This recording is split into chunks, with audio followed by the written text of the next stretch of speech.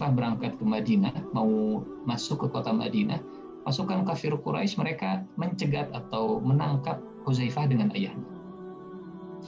Ditangkap kemudian diinterogasi. Kata orang-orang musyrik Mekah, mau kemana? Kata Huzaifah, kami mau ke Madinah. Kata orang musyrik Mekah, pasti mau membantu Muhammad ya, karena kita mau perang lawan Muhammad ini. Kata Huzaifah, mau ke Madinah. Mau ke Madinah, enggak akan dilepaskan. Karena kamu pasti bakal jadi personel, akan ikut memerangi kami kalau kami biarkan kamu pergi ke Madinah. Pasti akan bantu Muhammad. Kata Huzaifah, mau ke Madinah. Kata orang musyrik, oke, kalau memang kamu mau ke Madinah, kami akan lepaskan. Tapi syaratnya satu, jangan sampai kami menemukan engkau, Huzaifah dan bapaknya, dalam perang Badar. Jadi dilepaskan, syaratnya jangan ikut dalam perang Badar dengan Rasulullah Shallallahu Alaihi Wasallam. Kata Huzaifah, oke, sepakat, deal. Yang penting saya lepas, lepaslah. Kemudian Huzaifah nyusul ke Rasulullah Shallallahu Alaihi Wasallam karena Rasulullah sedang persiapan, kemudian nyusul ke Rasulullah, siap-siap. Ketemu dengan Rasulullah, ditanya dari mana Huzaifah. Kata Huzaifah, ya Rasulullah, tadi saya ditangkap, dicegat, diinterogasi, kemudian dilepaskan. Syaratnya katanya kalau mau dilepaskan, jangan ikut dengan pasukan Muhammad, jangan ikut dengan kau dalam peperangan ini. Tapi ya Rasulullah, biarlah itu orang kafir Quraisy, saya akan tetap ikut berperang. Kata Rasulullah Shallallahu Alaihi Wasallam, ini kalimat yang luar biasa. Kata Rasulullah Shallallahu Alaihi Wasallam, nafi bi'ahdihim wa nasta'inu alaihim. Nafi bi'ahdihim wa nasta'inu alaihim. Wahai Huzaifah, kalau memang itu yang jadi syarat engkau dilepaskan oleh orang-orang musyrik, kita sama-sama penuhi perjanjian tersebut dan kita memohon pertolongan kepada Allah untuk menghadapi mereka. Kata Huzaifah, siap ya Rasulullah. Dan Huzaifah memegang janji tersebut. Huzaifah tidak kemudian sembunyi-sembunyi di belakang kemudian mengikuti Rasulullah Shallallahu Alaihi Wasallam. Nah, sesuai amanah. Kalau memang itu yang jadi syarat, nafi bi'ahdihim wa nasta'inu alaihim. Urusan perjanjian itu satu hal, dan urusan berperang itu hal yang berbeda. Jadi kalau bahasa sekarang mungkin ini etika tempur ala Rasulullah Shallallahu Alaihi Wasallam. Ya, perjanjian dijaga, tapi kalau perang tetap saja perang. Kalau memang Huzaifah sudah melakukan perjanjian syarat seperti tadi, kata Rasulullah, jangan berperang. Kata Huzaifah, siap ya Rasulullah. Jamaah yang Allah muliakan, ya saya kira hal seperti ini sangat sulit ditemukan kisah-kisahnya dalam peradaban yang lain, dalam peradaban selain peradaban Islam. Kalau bukan generasi yang terbaik, ya, kalau bukan generasi yang luar biasa, tentunya hal-hal seperti ini itu hanya sekedar jadi utopia, hanya sekedar jadi khayalan belaka. Tapi ini terjadi di zaman Rasulullah Shallallahu Alaihi Wasallam. Bukan sekedar perang yang kemudian melanggar segala etika, perang yang melanggar semua perjanjian, perang yang melanggar semua aturan dan moralitas. Bahkan ya, ini kalau pakai hawa nafsu bicaranya, ya, kalau Huzaifah tidak ikut dalam perang Badar, ini kita kekurangan personel, kita kekurangan pasukan. Sementara Huzaifah ini orang yang sangat luar biasa, ya, punya kemampuan yang luar biasa, manfaatnya sangat besar dalam pertempuran. Tapi kalau sudah perjanjian, sudah nggak, Huzaifah dan ayahnya itu tidak ikut dalam berperang. Hingga di antara sahabat yang tidak ikut dalam perang Badar, salah satunya adalah Huzaifah bin Yaman. Dan selain Huzaifah bin Yaman juga ada beberapa sahabat yang tidak ikut dalam perang Badar. Misalnya Utsman bin Affan, yang pernah kita bahas dalam serial Khulafaur Rasyidin. Utsman bin Affan karena istrinya sakit, putri Rasulullah Shallallahu Alaihi Wasallam itu jadi istrinya Utsman bin Affan sakit saat perang Badar, hingga kata Rasulullah, urus istrimu. Utsman bin Affan tidak ikut dalam perang Badar. Pun demikian dengan Huzaifah, bukan karena tidak mau ikut, tapi karena terikat dengan perjanjian dengan musuh, dengan orang-orang musyrik. Jemaah yang Allah muliakan, ini poin yang ketiga, keutamaan Hudzaifah. Kuat memegang janji saat terikat dengan orang-orang musyrik saat dilepaskan tadi. Yang keempat, ini kisahnya luar biasa, Masya Allah. Pemaaf dan mudah bersedekah. Seperti yang sudah jadi satu rangkaian antara maaf dan sedekah. Karena antara dendam dengan bakhil itu satu ikatan yang antara emosi dengan ekspresinya, emosi di dalam dengan ekspresi di luar, itu satu ikatan yang saling berkait. Orang yang dendam cenderung bakhil, dan orang yang pemaaf cenderung dermawan dan mudah berbagi. Ini bisa kita temukan di dalam surat Ali Imran. Dalam surat Ali Imran, ayatnya juga masyhur, Ali Imran ayat 134. Alladzina yunfiquna fis sarra'i wad dharra wal kaziminal ghaidh wal 'afina 'anil nas. Itu satu rangkaian. Orang-orang yang mampu berinfak dalam kondisi senang ataupun susah, dan orang-orang yang mampu menahan amarah, dan orang yang mampu memaafkan. Berinfak, menahan marah, dan memaafkan. Satu kesatuan. Sebaliknya juga satu kesatuan antara dendam, ya sulit untuk melepaskan merelakan kesalahan orang yang pernah dilakukan kepada diri kita. Ekspresi jiwanya itu terwujud dalam sulit untuk mengeluarkan sesuatu yang ada di tangan kita. Yang sulit melepaskan apa yang ada di dalam dadanya akan sulit juga mengeluarkan apa yang ada di dalam tangannya. Pemaaf dan mudah bersedekah. Ini dari satu kisah saat perang Uhud, ya. Kalau dikisahkan, ini redaksi bahasa Arabnya, laqad kana Hudzaifah fi imanihi wa wala'ihi qawiyan. Hudzaifah punya keimanan dan loyalitas yang begitu kuat. Fa huwa yara walidahu yuqtal khata'an yauma Uhudin bi aidi muslimah. Ayahnya yang bernama Husail atau Yaman, itu dalam perang Uhud, ayahnya itu sudah sepuh, sudah senior, sudah tua. Secara syariat ayahnya tidak punya kewajiban untuk ikut dalam berperang. Kumpul dengan teman-temannya, ya, dengan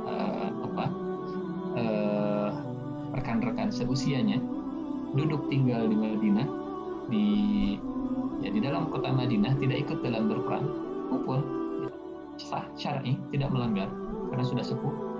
Tapi kemudian setelah para sahabat berangkat, Rasulullah berangkat,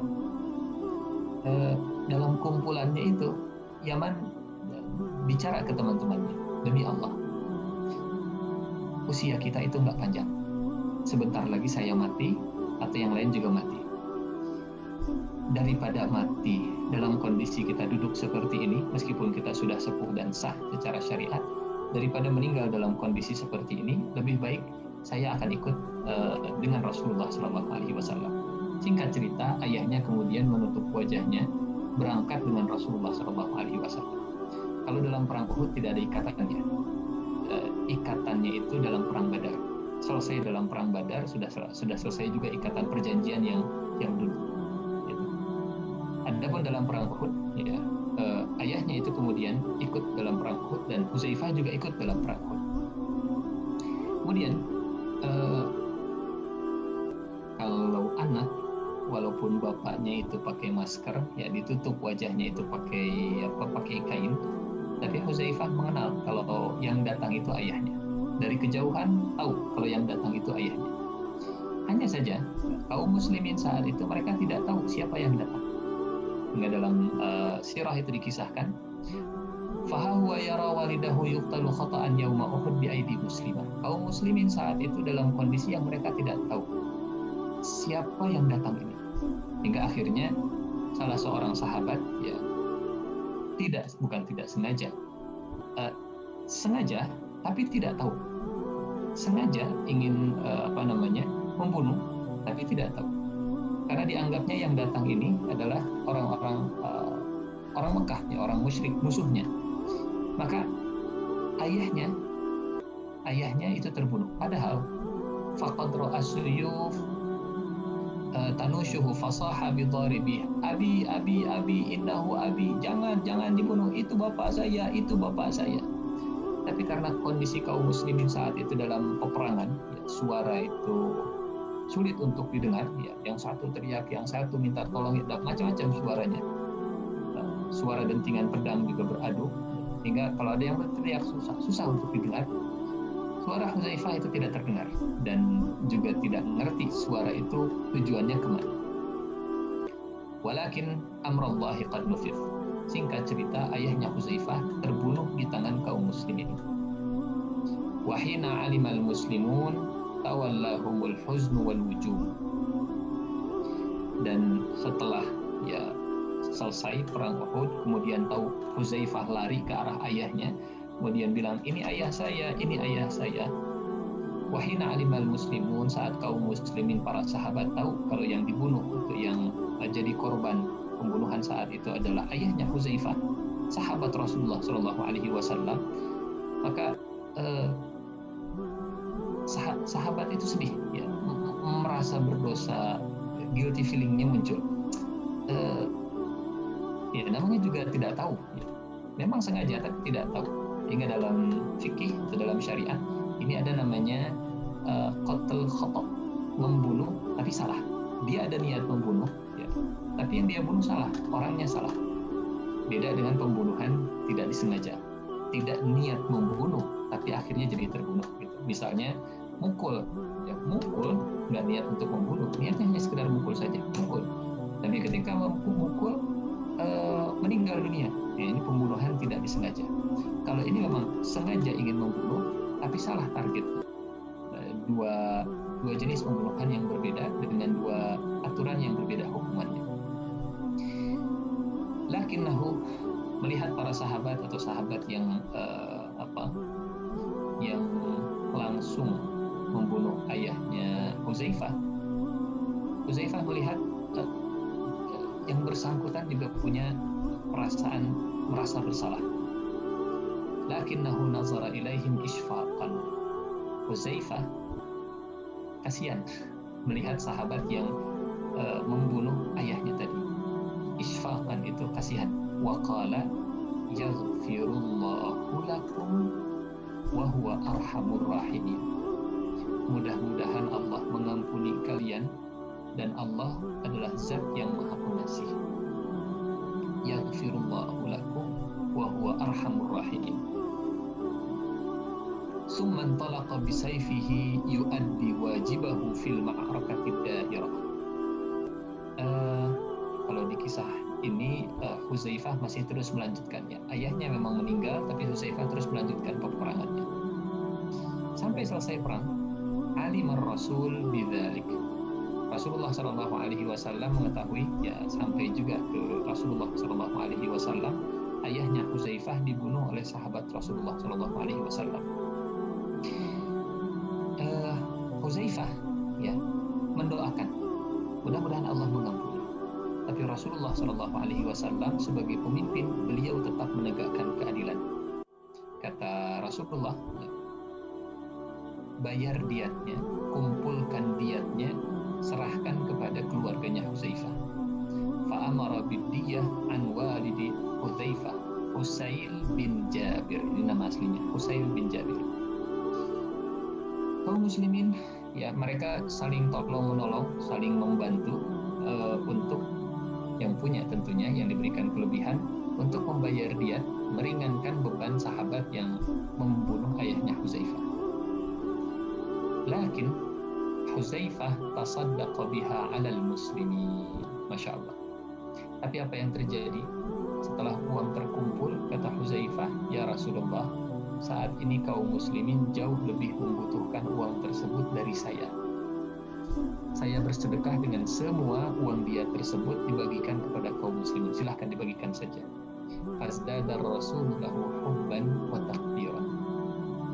Memaafkan di satu sisi, bersedekah di sisi yang lain. meskipun jamaah yang Allah muliakan, tidak salah kalau seandainya kita di posisi Hudzaifah kemudian menuntut diat. Ya. Kalau kisos enggak, ya. Kisos dibunuh, ini karena pembunuhannya salah, ya. Hingga maksimal diat. Tidak salah kalau saat kita berada di posisi Hudzaifah kemudian kita menuntut diat karena itu hak. Tapi ketika kemaafan ini muncul, maka hadiah berikutnya dari Allah Subhanahu wa taala adalah kemudahan untuk berbagi, berderma, bersedekah, berinfak. Hudzaifah bersedekah dengan semua diat untuk ayahnya diberikan kepada kaum muslim. Ini keutamaan Hudzaifah yang begitu luar biasa. Masya Allah, mudah-mudahan membuat kita cinta kepada sosok Hudzaifah, meskipun mungkin kalau untuk meneladani ini bukan hal yang gampang, ya. Orang tua disakiti, kemudian setelah itu kita memaafkan orang yang menyakiti. Kalau mau menuntut bisa saja, tapi orang yang mudah memaafkan, mudah juga untuk memberikan apa yang ada di tangan. Keutamaan yang kelima, ya, Hudzaifah ibnul Yaman, beliau pemegang rahasia Rasulullah Sallallahu Alaihi Wasallam. Nah, jemaah yang Allah muliakan, di kota Madinah Al-Munawwarah ada golongan orang-orang munafik. Tadi kita sampaikan di awal, berbeda dengan kondisi di kota Mekah. Saat waktu Ramadan kita pernah sampaikan ini, ya, tema tentang kajian surat Al-Mujadilah atau Al-Mujadalah, tafsir Al-Mujadilah. Kondisi masyarakat orang Madinah atau ya, kondisi masyarakat di Madinah itu ada kelompok munafik, berbeda dengan kondisi di Mekah. Menghadapi orang-orang munafik ini, Rasulullah Shallallahu Alaihi Wasallam mempercayakan interaksi atau perlakuan kepada orang munafik itu kepada Hudzaifah bin Yaman. Data, nama, identitas orang munafik itu semuanya ada di satu pintu yang dititipkan oleh Rasulullah Shallallahu Alaihi Wasallam di Hudzaifah bin Yaman. Buat memegang janji, latar belakangnya dari berbagai punya latar belakang yang begitu beragam, mudah memaafkan dan bersedekah, dan juga lidahnya itu gampang dikunci.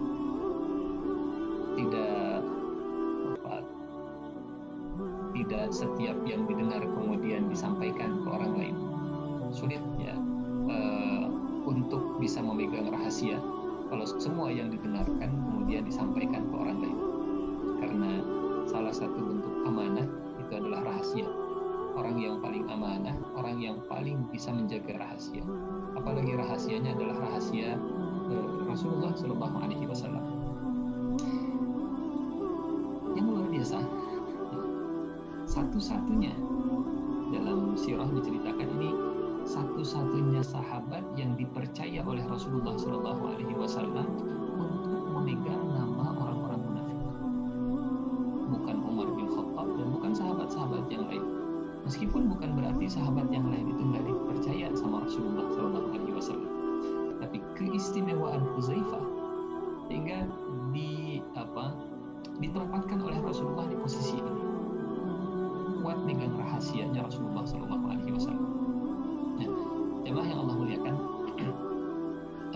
saking kuatnya dalam satu kesempatan, Umar bin Khattab, beliau pernah datang ke Hudzaifah karena sahabat tahu, ya, pokoknya Hudzaifah itu orang yang kuat megang rahasia, wazirnya Rasulullah, rufaqa, nujaba, wuzaranya Rasulullah dalam urusan rahasia. Pernah Umar bin Khattab kemudian nanya ke Hudzaifah, ngorek cari tahu. Kata Umar bin Khattab,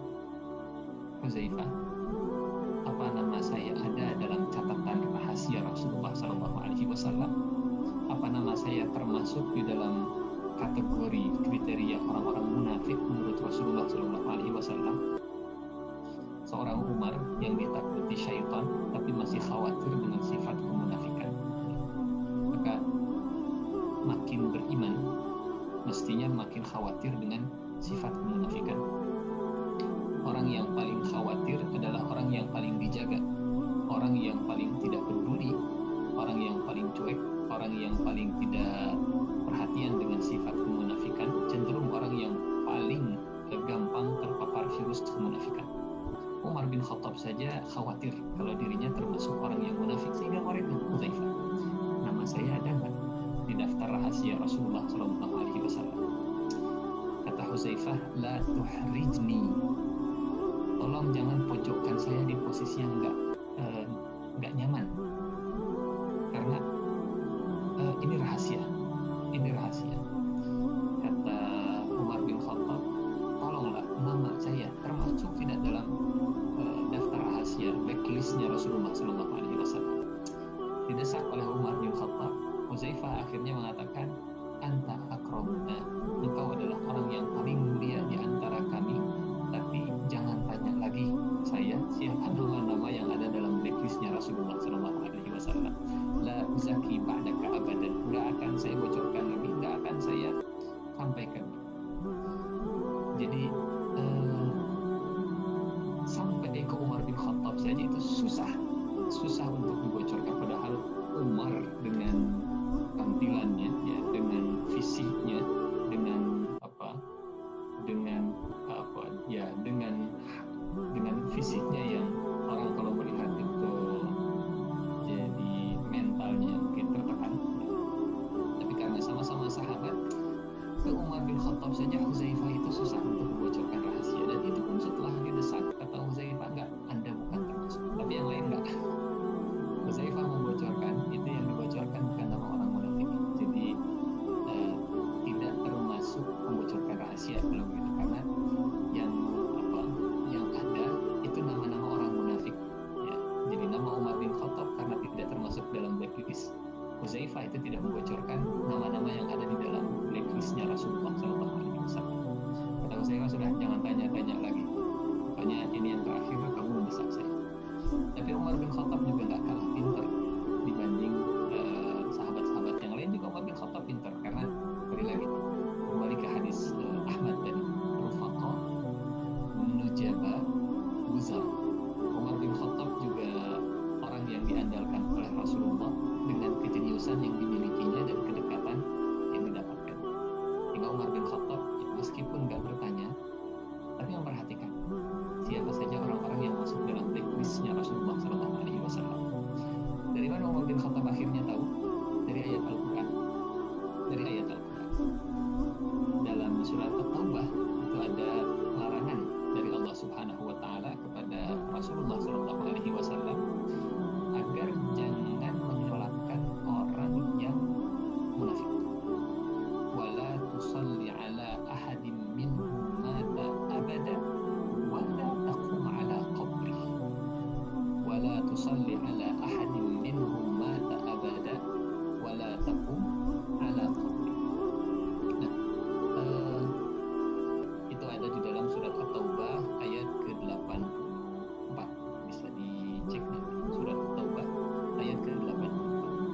Dan janganlah sekali-kali kamu menyolatkan jenazah orang munafik yang mati di antara mereka, dan janganlah kamu berdiri mendoakan di kuburnya. At-Taubah ayat ke-84. Nah, jamaah yang Allah muliakan, hingga Umar bin Khattab itu kalau ada orang yang meninggal, pertanyaannya begini, Hudzaifah ikut mensolatkan tidak? Hudzaifah ikut sholat jenazah tidak? Hudzaifah ikut mengantarkan kuburnya enggak? Kalau enggak, oh, berarti itu masuk dalam blacklist. Jadi cerdas Umar bin Khattab untuk mengorek, ya, dalam tanda petik, mencari tahu siapa saja orang-orang yang di blacklist dalam atau di blacklist oleh Rasulullah Sallallahu Alaihi Wasallam. Kuat dalam memegang rahasia Rasulullah Sallallahu Alaihi Wasallam. Yang keenam, keutamaan Hudzaifah